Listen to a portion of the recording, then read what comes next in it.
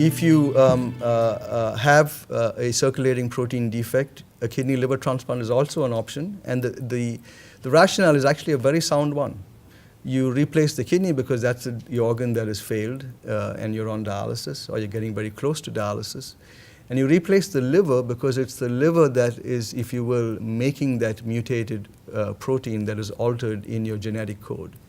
And so although the liver is ostensibly normal, in fact it is really normal and doing 99.99% of all of its functions just fine, one protein that it's making is abnormal.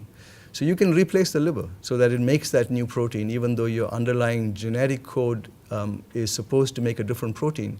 The genetic code in that new liver will make a normal protein that you're missing. So it's a potential benefit to patients who have CFH, this factor H, factor I, factor B, and C3 deficiency, because these proteins are made in the liver. We don't know yet about some other mutations, but it's possibly going to be true for them, and it won't be necessary if you have an MCP mutation.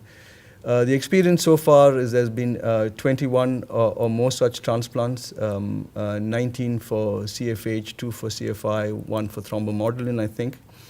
The outcomes are improving. I mean, I think parents and physicians were very courageous to proceed with this form of therapy because it truly offers a genuine way to address a very devastating disease. And I think we, because of the experience of those pioneering physicians and those patients, are now at a stage where that option is available if we didn't have a drug that we could use effectively. And I think we've overcome some of those early technical challenges, and I think in the right centers, with a lot of technical expertise, this is a procedure that I think now has a better outcome than it had in the past.